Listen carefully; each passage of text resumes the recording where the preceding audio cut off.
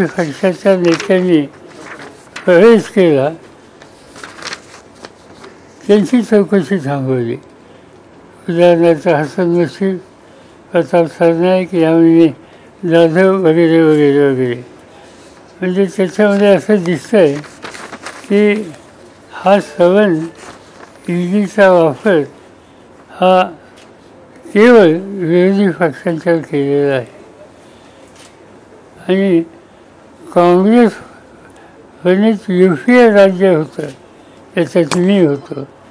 त्या काळात राजकीय हेतूनं कारवाई केलेली नाही.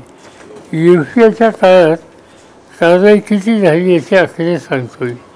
2004 ते 2014 काँग्रेस 5, तृणमूल काँग्रेस 7, DMK 4, भाजप 3, VSP 2, बिजू जनता दल 1. याचा अर्थ हा स्पष्ट होतो की भाजपच्या 3 लोकांच्यावर 10 वर्षात केसेस केल्या.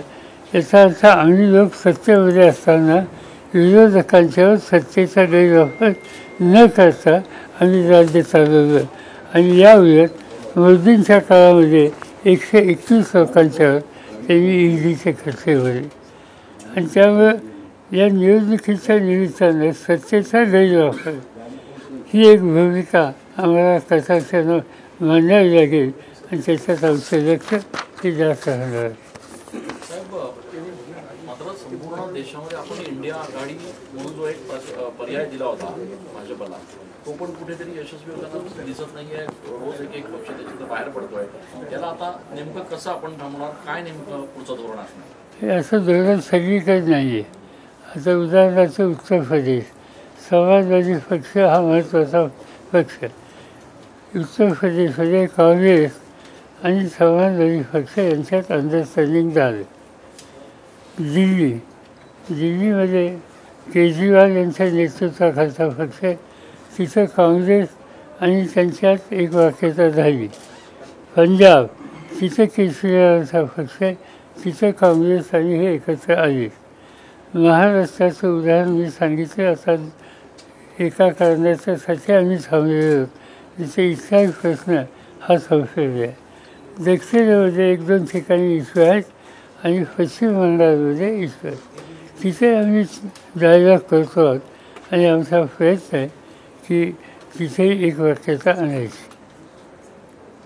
साहेब, CCAची घोषणा करण्यात आली निवडणुकांच्या तोंडावर, याचा आपण कसं बघताय?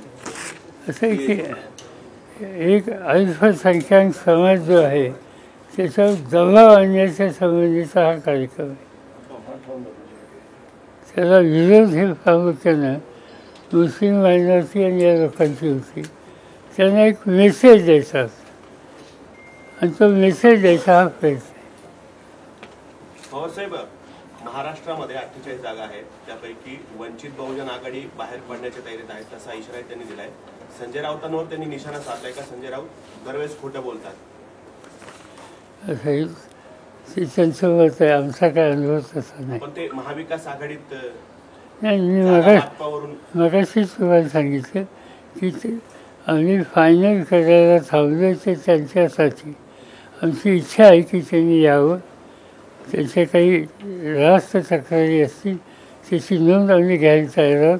त्याच्यात करेक्टिव्ह ॲक्शनसुद्धा घ्यायची आमची तयारी आहे. आज राज्यामध्ये ही एक वाक्यता करणं आवश्यक आहे. कारण प्रकाश आंबेडकर सातत्याने एक गोष्ट सांगतात की मोदीचं राज्य घालवलं पाहिजे. त्यामुळे त्या विचारावर आमची त्यांच्यात साम्य आहे आणि त्यामुळे जागेच्या प्रश्नांना काही इश्यू असेल तर तो सामंजस्याने सोडवावा असा आमचा प्रयत्न आहे. पण साहेब, मागच्या काही दिवसांपासून प्रकाश आंबेडकरांचे वक्तव्य बघता ते महाविकास आघाडी सोबत जाण्यास इच्छुक नाही असं आपल्याला वाटतंय? असं काही नाही. कारण वर्तमानपत्रात काय आलं याच्या मी खोलात जात नाही. पण आमचं डिस्कशन चाललं आहे. त्या डिस्कशन माझ्या उपस्थितीत झाले आणि तिथं मला तसं वाटत नाही. त्यांच्याकडनं ज्या अटी शर्ती टाकल्या जातात त्याच्यामध्ये त्यांच्याकडनं असं म्हटलं जातं की भविष्यामध्ये या सगळ्या आघाडीमधला एकही पक्ष फुटून भाजपबरोबर जाणार नाही असं मला रायटिंगमध्ये द्यावं अशी देखील त्यांची मागणी आहे. आणि त्यामुळे तशी मागणी त्यांनी आमच्याकडे काही केली नाही. नेत्यांच्या मुलांना उमेदवारी देऊ नये ही देखील त्यांची मागणी, घराणेशाहीचा जो आरोप केला जातोय, असे अनेक नेते आहेत त्यांच्या मुलांना देखील आमच्याकडे त्यांनी जे मुद्दे मांडले